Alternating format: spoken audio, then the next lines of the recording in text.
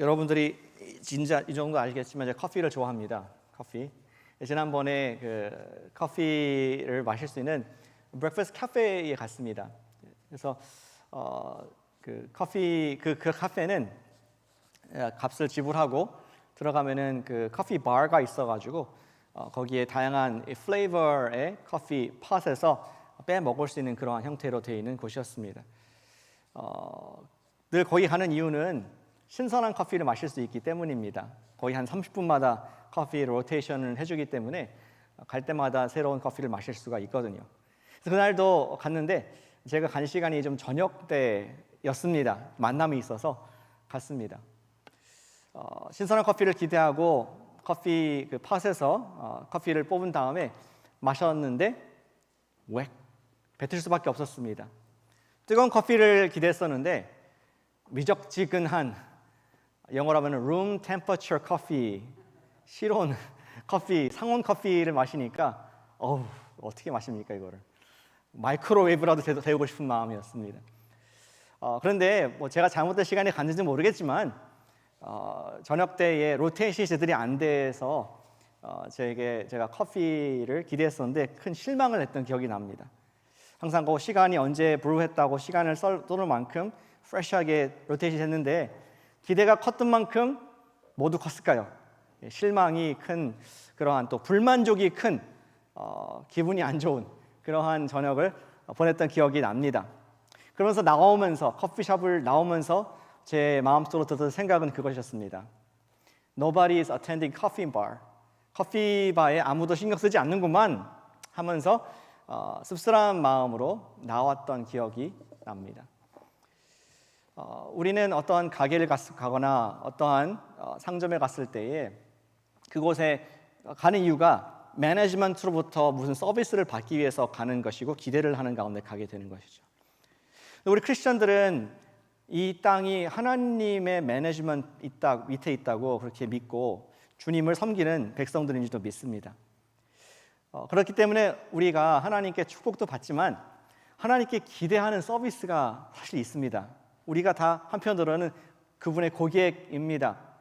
우리는 우리의 컵을 들고 하나님의 justice bar, 정의의 바에 가서 정의를 얻기를 원하는데 얻게 된 것이 미적지근한 정의일 때 우리는 화가 나게 됩니다. 하나님께서 다스리시는 나라가 왜 이래?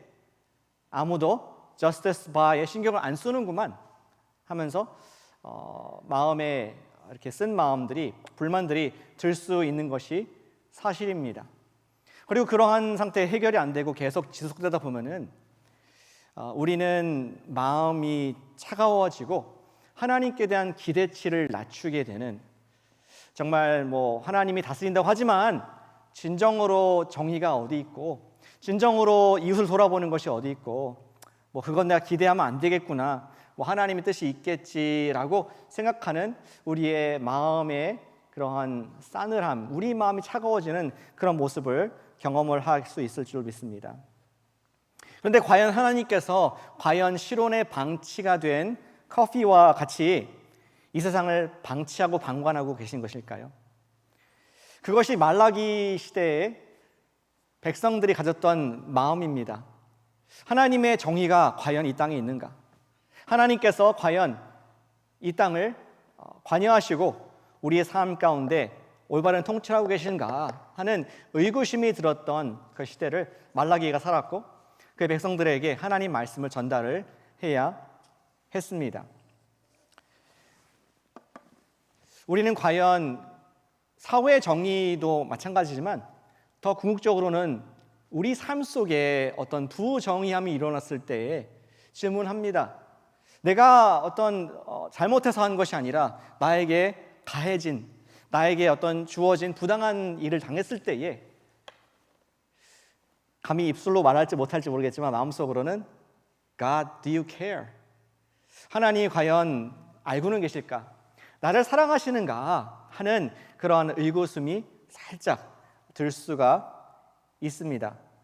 과연 이러한 상태가 오래되면은 위험한 것이 되고 우리의 마음은 얼음장같이 차가워질 수 있음을 보게 되는 것이죠.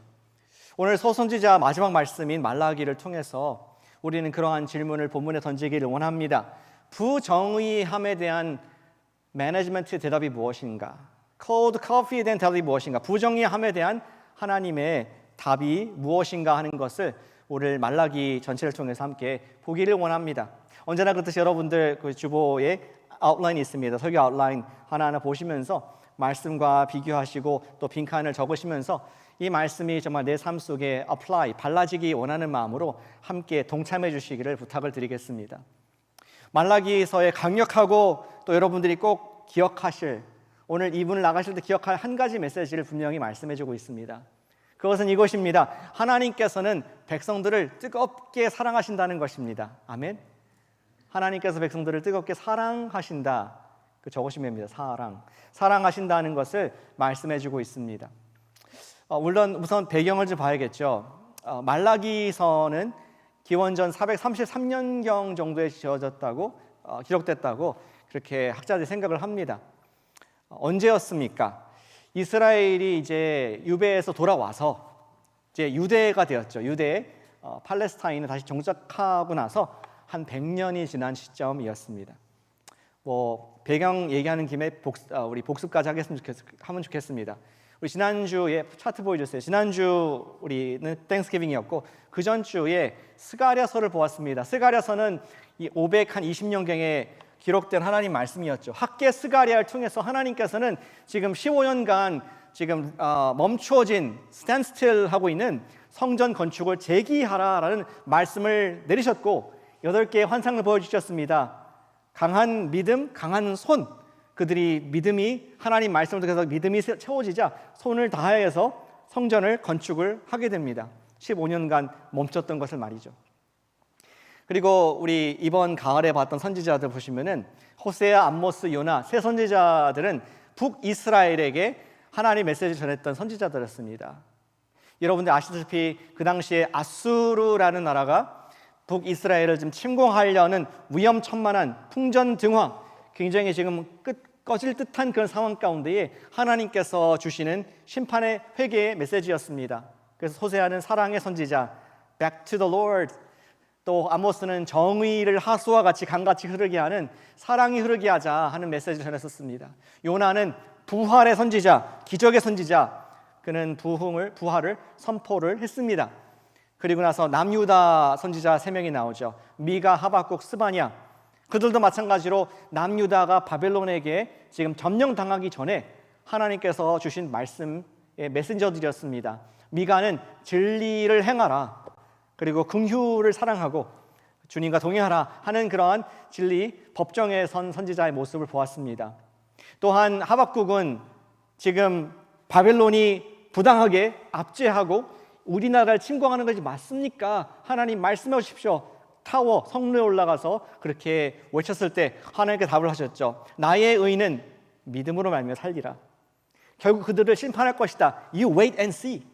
믿음으로 기다리라는 말씀을, 그들에게 인내하라는 말씀을 주셨던 것을 기억합니다. 그리고 지난번에 스바냐 선지자, 노래하는 선지자, 심판이 있을 것이지만 하나님의 사랑이 더 승하다. Love wins judgment. 그래서 하나님의 사랑을 노래할 수 있는 그러한 선지자의 음성을 듣게 되었습니다. 오늘은 스가랴 다음에 성전이 이제 완성되고 그들이 제사를 지내고 성전에서 모든 펑션이 이루어지는 그때가 되면서 포스트 바벨론 엑사일, 뉴노멀이 100년이 된 때에 하나님께서 그들에게 주시는 말씀을 지금 말라기에 전파를 하고 있는 것이었습니다. 근데 백성들이 좀 실망한 가운데 있었습니다.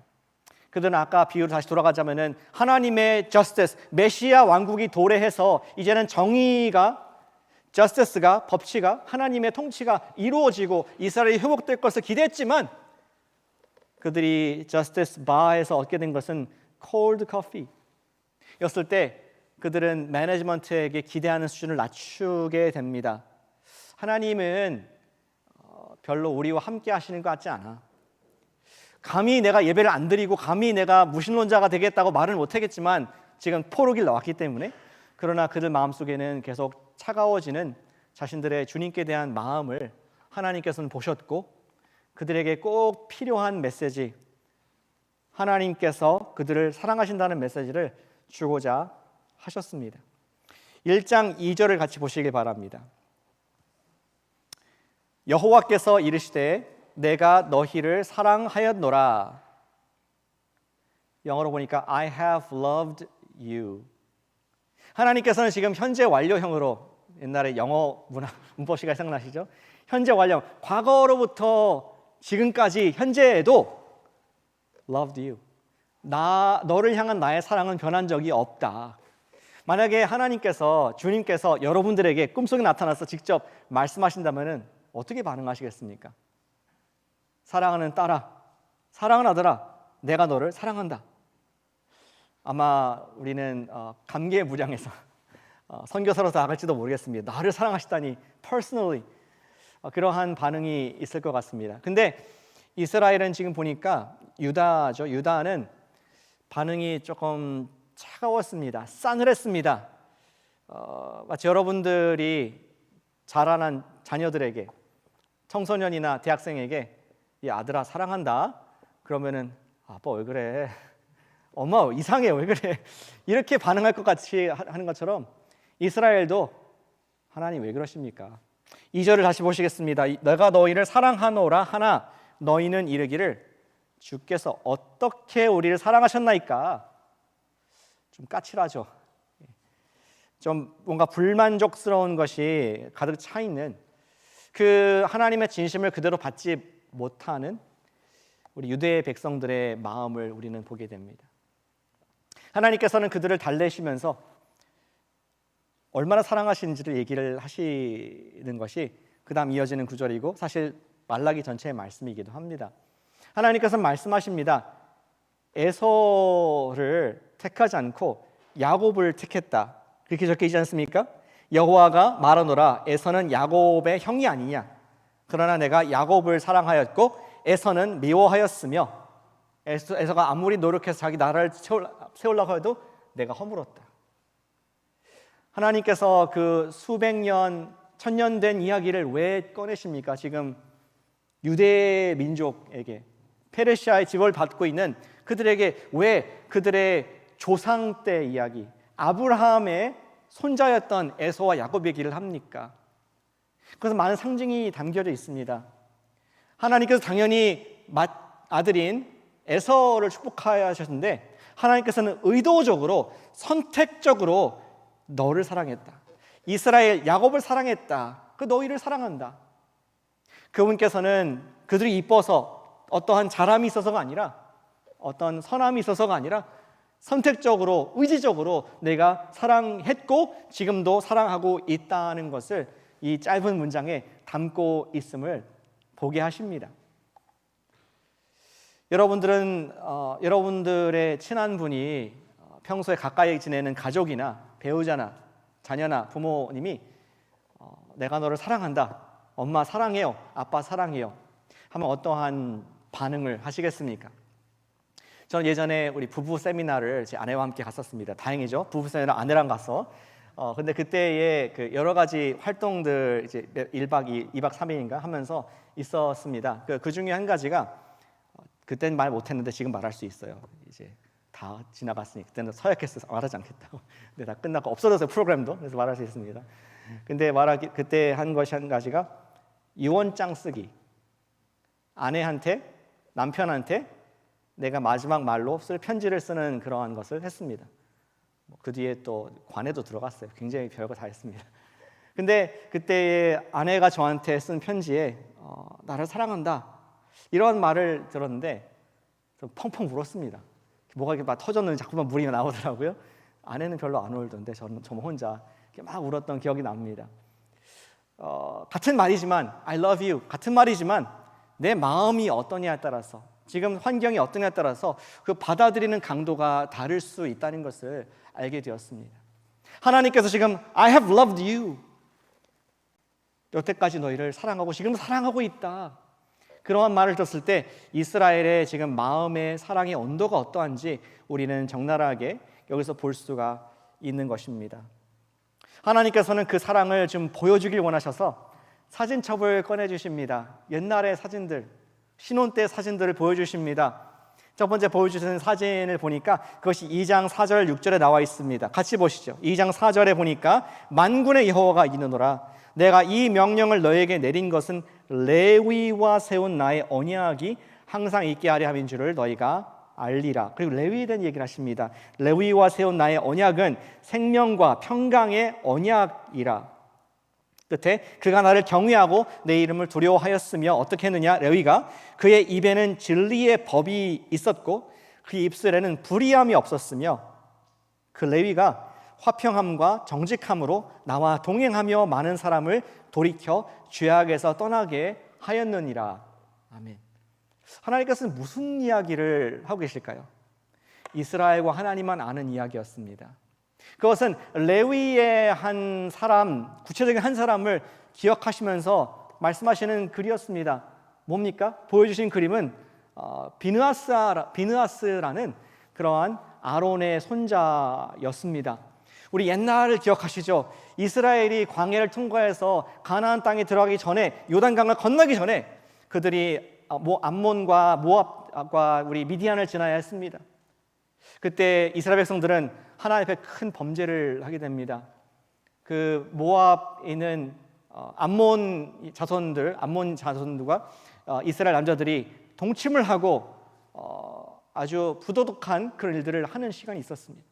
마치 지금 불이 막 캠프에 났는데 그것을 하나님께서 불을 막 끄기 위해서 물을 붓듯이 하나님께서는 전염병을 보내셔서 그들을 막고자 하셨습니다. 근데 그러한 상황 한복판에서 하나님의 질투심을 가진, 하나님을 향한 열정이 가득한 우리 아론의 손자 비느하스가 행동을 했습니다. 그는 지금 미디안의 한 여자와 천막의 막사에 들어가는 이스라엘 남자를 따라 들어가서 그들이 동침하는 자리를 아까 사진처럼 창으로 찔러 죽이게 됩니다. 그때 하나님께서는 비느하스를 보면서 언약을 맺자, 평화의 언약을 맺자. 앞으로 너는 나를, 내가 갖고 있는 그 똑같은 질투심, 너를 향한 사랑의 마음이 있는 하나님을 향한 사랑이기 때문에 너의 집안은 영원한 제사장이 될 것이다. 그때의 레위 지파가 하나님의 제사장 역할을 하는 지파가 된 것을 하나님께서 사진을 보여주시면서 기억하게 하고 계십니다. 예, 하나님께서는 그 일이 어제와 같이 선명하게 기억이 나고 계신 것이었습니다. 하나님의 사랑은 변하지 않았다. 그때의 너희를 향한 그 질투심, 너희를 향한 불붙는 그 사랑이 지금도 그대로 있지만 변한 건 누구다? 너희들의 사랑이 변했다는 것을 말씀해 주고자 하셨던 것이죠. 마치 신혼 때 사진을 보면 그때의 사랑과 추억이 생각나듯이 하나님께서는 이스라엘 백성들에게 그때의 사진을, 광야 그 허니문 피리어드를 말씀해 주고 계십니다. 그리고 연달아서 여러 가지 사진들을 쭉 보여주십니다. 근데 이 사진들을 보니까 이스라엘이 하나님과 찍은 적이 없는 사진들인 것입니다. 자세히 보니까 이 사진들이 과거의 사진이 아니라 미래의 사진들, 하나님은 시공간을 초월하신 분이시기 때문에 미래의 이스라엘의 모습이 어떠한가를 보여주시는 그러한 사진첩을 보여주시면서 내가 얼마나 너를 사랑하는지를 말씀해주고자 하셨습니다. 3장 1절을 보시길 바랍니다. 3장 1절에 보니까 사진 한 장을 보여주시는데 그것은 불 사진이었습니다. 보여주세요, 사진을. 불 사진이었는데 금을 녹여서 재련하는 사진이었습니다. Refiner's fire, 금을 정결케 하는 그러한 불 놓는 사람의 모습. 3장 1절에 보니까 그의 이름이 적혀 있습니다. 만군의 여호와가 이르노라 보라 내가 내 사자를 보내리니. 하나님의 메신저, 그거 아십니까? 말라키라는 그 이름의 뜻도 나의 메신저라는 뜻입니다. 어쩌면 말라기라는 이름이 여기서 나왔을 것이라고 생각하는 사람도 있습니다. 하나님께서 미래에 그분의 메신저를 보내실 것인데 3장 1절 끝에 보니까 곧 너희가 사모하는 바 언약의 사자가 임하실 것이라. 그리고 그가 하실 일은 금을 연단, 2절 금을 연단하는 자의 불과 표백하는 자의 잿물과 같을 것이라. 너희 속에 있는 찌꺼기 죄악들을 다 녹이고 다 깨끗게 하실 그분께서 오실 것이다. 그러한 사진을, 우리 재련하는 자의 사진을 보게 하십니다. 너희를 깨끗게 하는, 너를 사랑할 그러한 분을 보내겠다. 또 다른 그림 보여주시는데 두 번째 사진입니다. 그것은 어떠한 사람이 책을 꼭 껴안고 있는 모습입니다. 3장 16절을 보시길 바랍니다. 16절에서 하나님께서는 지금 어떤 책을 언급하십니다. 그때에 여호와를 경외하는 자들이 피차에 말하매 여호와께서 그것을 분명히 들으시고 여호와를 경외하는 자와 그 이름을 존중히 여기는 자를 위하여 여호와 앞에 있는 기념책에 기록하셨느니라. 하나님께서는 뜨끈뜬 앞으로 어떤 일이 있다 할지라도 나를 경외하고 내가 택한 백성들의 이름을 기록한 책을 내가 아끼겠다 말씀하고 계신 것이죠. 17절에 보니까 만군의 여호와가 이르노라 나는 내가 정한 날에 그들을 나의 특별한 소유로 삼을 것이요 사람이 자기를 섬기는 아들을 이가 아낌같이 내가 그들을 아끼리니. 여러분께서 만약에 그러면 안 되겠지만 집에 불이 났습니다. 그러면은 무엇을 가장 챙겨서 나오시겠습니까? 그 찰나에, 그 순간에. 어쩌면 여러분들이 irreplaceable, 다시 복구할 수 없는 그런 여러분들의 집에 족보라든지 아니면 추억이 담긴 소중한 그런 것을 돈이나 이런 거 다 다시 replace 할 수 있지만 할 수 없는 것을 갖고 나오실 것입니다. 그런 이미지입니다. 하나님께서는 앞으로 어떤 일이 있다 할지라도 내가 내 기념책을 꼭 껴안고 있겠다, 아끼겠다, 내가 절대로 놓치지 않겠다, 버리지 않겠다 하는 그러한 사랑의 미래의 그림을 그려주고 계십니다. 그리고 마지막 한 가지 그림 더 있습니다. 그것은 여기 그림인 것처럼 송아지가 날뛰는, 여러분 송아지 볼 때에 은혜가 된지 모르겠습니다. 필레미뇽 이렇게 생각하실지 모르겠지만 그 당시에는 농경 사회라서 송아지는 그들의 전재산, 보물이었습니다. 4장 2절에 보니까 이렇게 되어 있습니다. 내 이름을 경외하는 너희에게는 공의로운 해가 떠올라 치유하는 광선을 비추리니 너희가 나와서 외양간에서 나온 송아지같이 뛰리라. 아멘. 하나님께서 당신의 태양을, 어떤 의로운 태양을 강력하게 이 땅에 비추게 하실 것인데 그가 우리의 연약함을 치유하실 것이다. 우리의 나약한 병조차도 치유하시면서, 그리고 우리는 외양간에서 나온 송아지와 같이 기뻐하는, 아무것도 신경 쓰지 않고 오직 기뻐하고 정말 청순하게 하나님 앞에서 찬양하는 그러한 모습을 길어지고 있습니다. 우리는 이 당시에는 미래의 그림이었지만 우리는 이제 뒤를 보지 않습니까? 바로 예수님께서 흑암과 어두움 가운데 있었던 이 땅에 오셔서 우리를 위해서 대가를 지불하심을 말미암아 우리의 모든 죄의 사슬을 다 도말하시고 우리가 죄에서부터 튀어나와서 뛰었던 그 영혼의 구원이 너무 기뻐서 감격했던 그러한 간증이 있는 줄로 믿습니다. 우리 그러한 그림을 주님께서 유대 백성들에게 보여주시면서 하시고자 하는 말씀은 I have loved you. 내가 창세부터 지금까지 그리고 미래까지 너희를 사랑한다. 그리고 기대하시는 것은 주님의 사랑의 마음을 좀 그 뜨거운 사랑을 보여주면은 그들의 그 차가운 마음에 회개가 일어나서 그들도 같은 반응을 하기 원하시는, 그들이 믿음으로 계속 주님 안에 소망하기 원하는 마음으로 이 말씀을 주셨다는 것입니다. 그런데 하나님의 메시지는 거기서 끝나지 않습니다. 하나님께서는 백성들을 뜨겁게 사랑하셨습니다. 그리고 하십니다. 그리고 또 두 번째, 그것과 연관돼서 마치 빛이 강하게 비추면은 뒤에 그림자가 있듯이 두 번째 하나님께서 보시는 이면은 무엇이냐? 하나님께서는 원수들을 뜨겁게 심판하실 것이라는 것입니다. 같이 해주시면 감사하겠습니다. 하나님께서는 원수를 뜨겁게 심판하신다. 하나님께서는 말라기에서 사랑의 메시지를 주고자 하신 것이 사실입니다. 그러나 동일하게 뜨거운 심판의 메시지도 주기를 원하셨습니다. 뜨겁게 사랑을 하고 계시지만 백성들이 계속 그분의 사랑을 거절하고 외면하고 차가운 마음으로 있는 상태가 되면은 하나님의 뜻은 아니지만 하나님을 대적하는 원수들을 위해서 예비된 불과 유황이 있는 그곳으로 가는 같은 운명에 타고 가게 될 것이다 라고 주님께서는 지금 말라기에서도 분명하게 경고를 해주고 있습니다. 하나님께서는 그들이 미적지근한 룸 템퍼처의 사랑을 가지고 하나님을 섬기지 않기를, 그 위험한 상태에 있지 않기를 원하셔서 그들에게 영적 리얼리티, 그 심판의 메시지도 말씀하고 계시다는 것이죠. 오늘 본문 말라기서는 굉장한 특징이 있는데요. 단순히 회개하라가 아니라 아주 조목조목 구체적으로 우리 유대 백성들이 complacent한 신앙, 그들이 지금 안일한 신앙 가운데 있는 것을, 미적지근한 신앙을 회개하고 바꾸도록 구체적으로 말씀하십니다. 사실은 하나하나 다 얘기한다면은 거의 뭐 한 달, 매주 하나씩 해도 그렇게 충분한 주의 말씀입니다. 그러나 그걸 다 다루진 않겠습니다. 슬라이드 쇼만, 그냥 단면만 보도록 하겠습니다. 첫 번째는 예배 생활에 대해서 말씀을 하십니다. 그들의 하나님께 대한 미적지간 예배 생활, 1장 7절에 이렇게 기록되어 있습니다. 너희가 더러운 떡을 나의 제단에 드리고도 말하기를 우리가 어떻게 주를 더럽게 하였나이까. 8절에 보니까 너희가 눈먼 희생 제물을 바치는 것이 어찌 악하지 아니하며 저는 것 병든 것을 드리는 것이 어찌 악하지 아니하냐. 이제 그것을 너희 총독에게 드려보라. 그가 너를 기뻐하겠느냐, 너를 받아주겠느냐. 상상해 보십시오.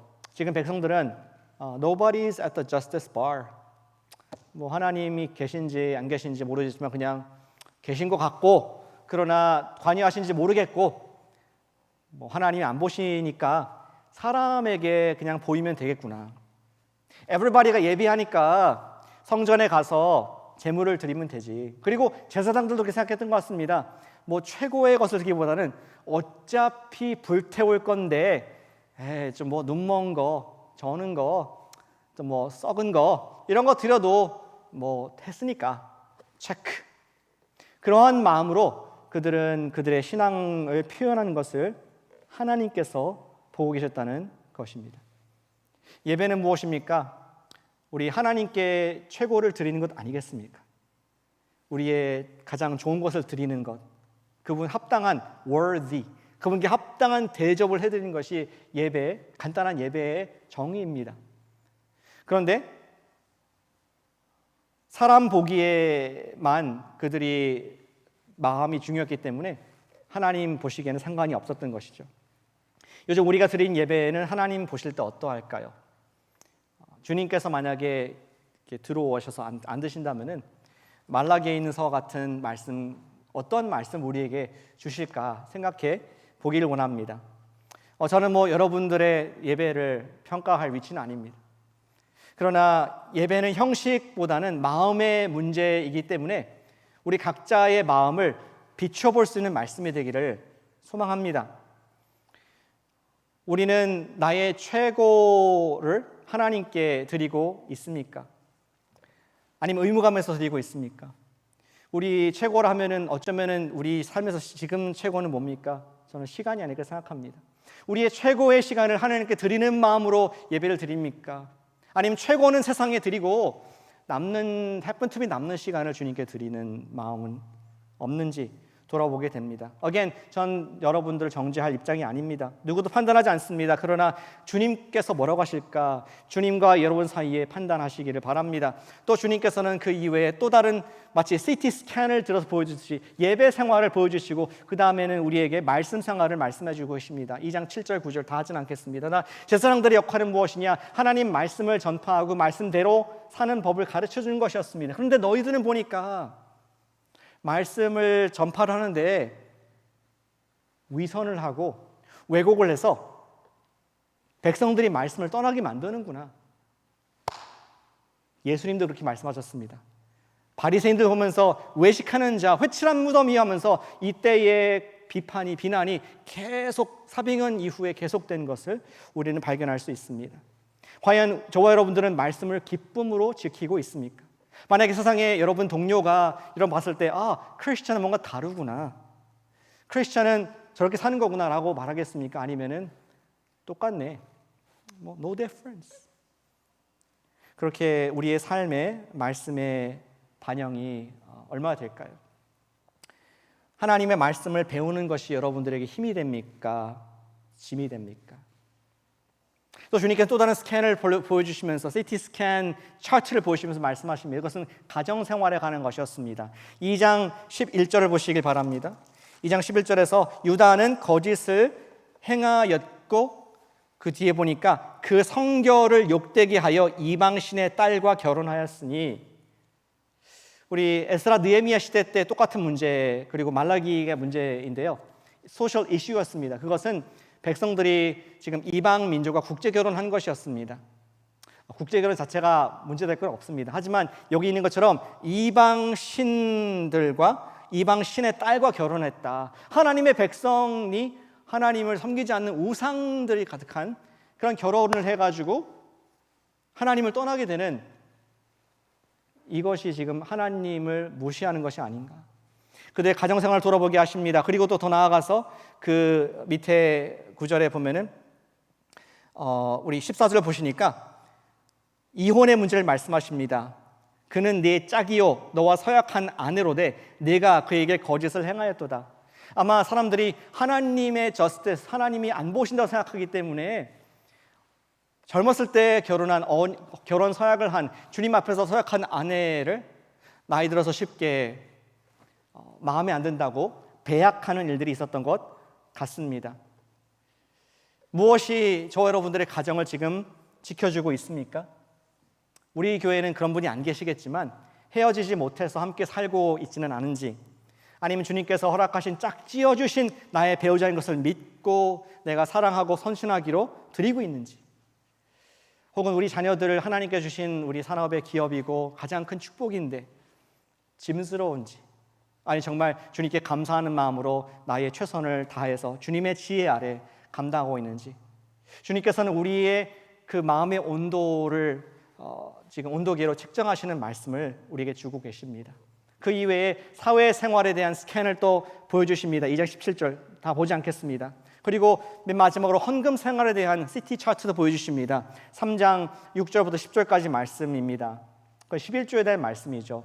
유대인들에게 주님께서 모세율법을 통해 주신 것은 소득의 11조를 드려라, 그리고 내 곳간을 비지 않게 해라, 내가 너를 축복하는지 봐라, 이러한 말씀들로 하셨습니다. 근데 하나님께서 그들의 보시는 그들의 상태는 너희는 하나님의 것을 도둑질하고 드려야 될 것을 드리지 않고 있다라고 하면서 그들에게 심판의 메시지를 말씀하시는 것을 볼 수 있습니다. 저는 구약의 그대로 말씀을 11조에서 이거에서 우리가 반드시 율법적으로 11조 드리세요라고 말하는 것은 아닙니다.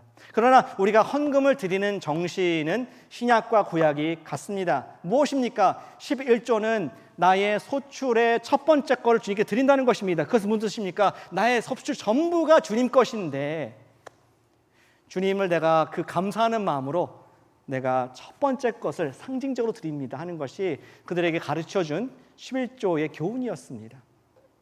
신약에서도 마찬가지로 모든 것이 주님의 것이기에 즐거움과 감사하는 마음으로 주님께 나의 것을 드립니다 하는 것이 헌금의 정신이었던 것입니다. 어떤 분들은 그런 분들 계세요. 이렇게 11조를 해야 되는데 첫 직장에 가서 10에 10조를 드리시더라고요. 그건 불법입니까? 하나님께 11조를 왕십에 10조를 드립니까? 이건 안 받으세요. 이런 게 아니지 않습니까?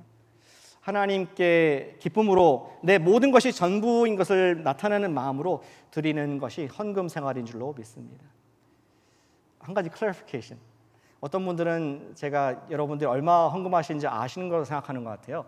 재정부장님이 저한테 보고를 하시고, 근데 저는 지금 9년째 교회 오면서 여러분들 한 분도 얼마를 하시는지 모릅니다. 헌금 안 하셨더라도 저는 전혀 모릅니다. 왜냐하면 헌금은 여러분과 주님과의 관계성, 감사함 가운데에 주님께 전부를 드리는 마음으로 제가 드릴 수 있는 것을 드립니다. 과부의 두 렙돈을 기뻐하셨던 그 주님의 마음으로 드리는 것이기에 우리는 헌금을 드리게 되는 것이죠. 이 말씀에서 우리가 반추하고 비춰볼 수 있는 것은 나의 헌금 생활은 어떠한가? 과연 내가 기쁨으로 즐거이 드리고 있는가? 아니 그렇지 않은가? 주님께서 우리의 마음을, 우리의 미지근한 마음을 보게 하시는 말씀인 것입니다. 이런 것을 종합하면서 주님께서는 맨 마지막에 4장 1절에서 이러한 상태에 계속 갈 때 어떤 일이 이루어질지 말씀하고 계십니다. 4장 1절 말씀 보시겠습니다. 같이 읽어보실까요? 아예 4장 1절 말씀 같이 아까 첫 번째 말씀 읽어보겠습니다. 시작. 만군의 여호와가 이르노라 보라 용광로 불같은 날이 이르니니 교만한 자와 악을 행하는 자는 다 지푸라기 같을 것이라. 거기까지. 하나님께서는 불의 심판을, 불같은 사랑을 하시는 주님께서는 또 불의 심판을 예비하셔서 하나님의 사랑을 받지 못하는, 않는 그런 사람들을, 또 정의를 저버리고 그러한 공의를 행하지 않는 사람들을 심판하실 것이, 지푸라기 같이 교만한 자, 악한 자를 다 멸하실 것을 말씀을 하고 계십니다. 그리고 같은 말씀을 먼 훗날에 있을 사도 베드로, 사도 요한 계시록에서 같은 말씀을 우리에게 해주고 있습니다. 우리는 주님께서 우리에게 주고자 하는 메시지의 핵심을 잘 이해해야 하겠습니다. 주님의 말씀의 의도는 무엇입니까? 그런 상태에 있지 말자는 것입니다. He has loved us.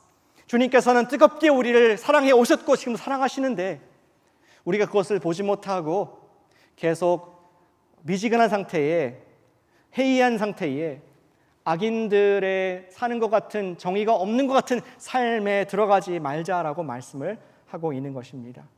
하나님은 우리를 사랑하신다는 말씀을 강력하게 하시지만 우리가 돌아올 수 있도록 그렇지 않았을 때의 consequence, 어쩔 수 없는 심판의 말씀을, 뜨거운 심판을 주시면서 우리에게 격려하시는, 하나님께 사랑하지 않으셨다면 왜 심판 자체를 얘기했을까요? 우리를 사랑하시는 말씀을 우리는 여기서 읽게 됩니다. 주님께서는 과연 우리에게 말씀을 순종하고 진정한 경건, 여기에서 말한 것 이상의 경건을 살기를 원하십니다. 근데 let's be honest. 저와 여러분들이 율법을 또 정해서 자 그러면 이제 앞으로 헌금 생활을 이렇게 하고 우리가 구제 생활을 이렇게 하고 예배 때는 이렇게 하고 이렇게 합시다 하면은 그것은 또 다른 율법이 될 수밖에 없음을 우리 신약 말씀이 가르쳐주고 있습니다. 저는 이 말씀 어떻게 적용해야 되나 주의 성령께 기도하는 마음으로 구했는데 그런 말씀이 생각났습니다. 주님께 대한 우리 처음 사랑을 회복을 하기를 소망합니다. 여기서 트랜스포메이션이 있으면은 우리의 삶의 모든 영역에서 진정한 변화, 정말 우리 외식이 아니라 진정한 영성, 우리 경건이 나올 줄로 믿습니다. 같이 해주시면 감사하겠습니다. 첫사랑을 회복하자. 왜냐하면은 주님의 사랑은 처음부터의 사랑은 한 번도 변한 적이 없거든요.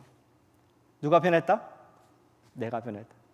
그분의 처음 사랑, 우리를 창세기 3장에서부터 3장 15절에서 원시 복음에부터 사랑했던 그 사랑으로 우리가 돌아가자 하는 것이 우리 말라기 그리고 성경의 메시지인 줄로 저는 믿습니다.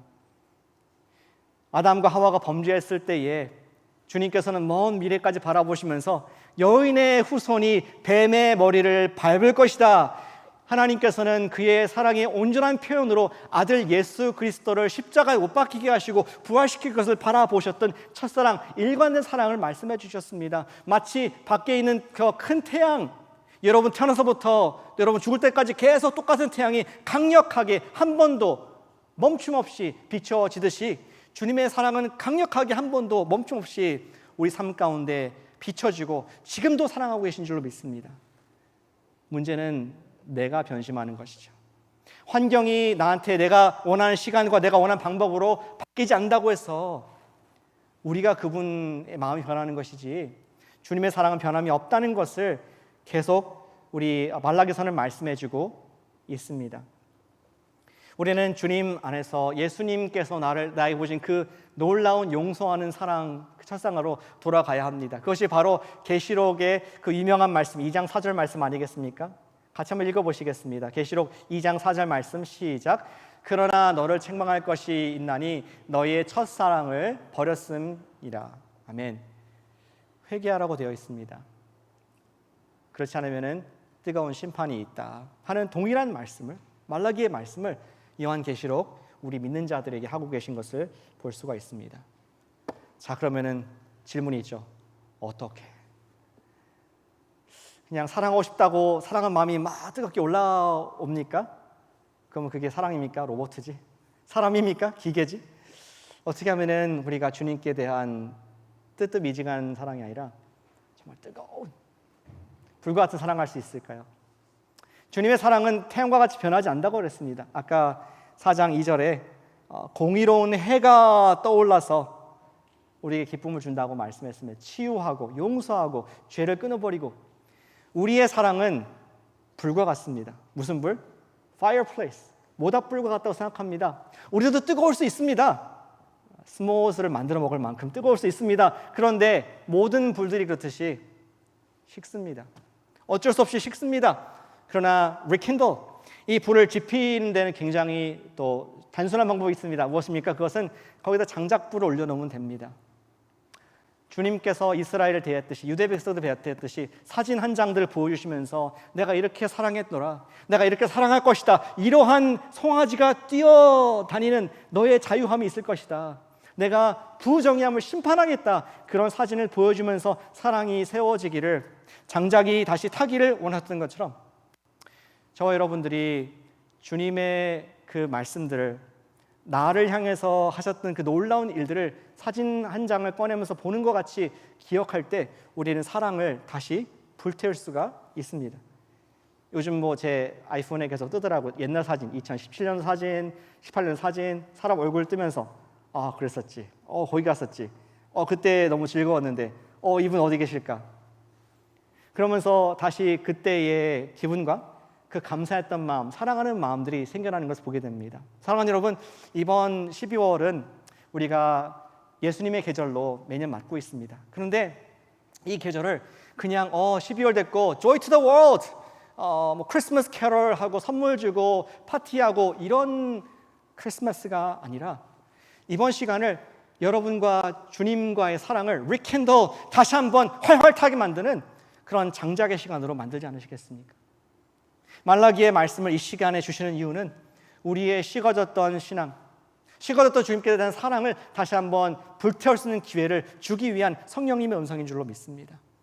포스트 바벨론 이후에 그들은 100년이 지났고 이제는 안정되고, 그리고 하나님의 역사가 느껴지지 않는 기적이 지나간 그런 때에 하나님께서 잊지 말기 원하셨던 것은 그들의 사랑의 불의 장작불을 계속 태워서 하늘과 태양과 같은 하나님의 사랑을 너가 잊지 말고 살아라 말씀하신 것이었습니다. 그리고 그 사랑은 그들을 이끌기에 충분했습니다.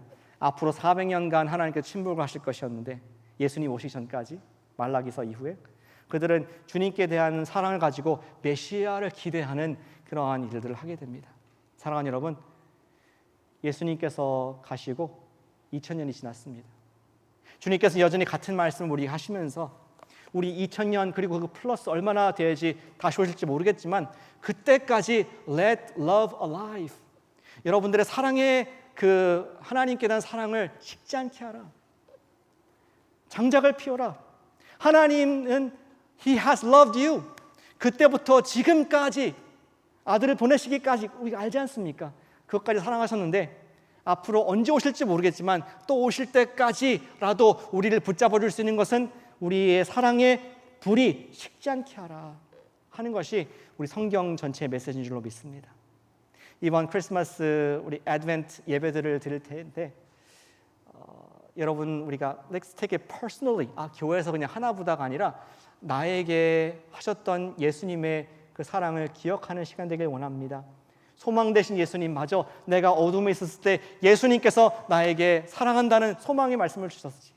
기쁨 되시는 예수님, 정말 내가 있어서 기쁨이 없었고 세상의 쾌락과 유혹을 따라갔지만 그것들은 다 나에게 쓴 것을 주었고 예수님만이 나의 참된 기쁨이시지. 그리고 나에게 생명을 주신 예수님, 맞아, 예수님께서 내가 인생의 가장 밑바닥에 있을 때 만나주셔서 나 같은 죄인을 사랑하셔서 지금도 내가 가치 있는 존재로 살고 있지 하는 우리 옛날의 사진들을 한 장 한 장 꺼내는 그런 추억의 크리스마스 되시기를 축복합니다. 그래서 이번 크리스마스뿐만 아니라 우리의 사랑이 계속 일어나서 저와 여러분 마음 가운데 주님을 향한 그 사랑이 부활하고 그리고 부흥하여서 우리의 삶의 진정한 트랜스포메이션, 억지로 어떤 율법적으로 11조 또 예배 생활, 성역 공부가 아니라 이것 이상으로 참된 경건을 올려드리는 변화가 있는, 그리고 주님께서 뜨겁게 여러분 더 사랑하시는 그러한 복된 시간들 되시기를 축복합니다. 기도하시겠습니다.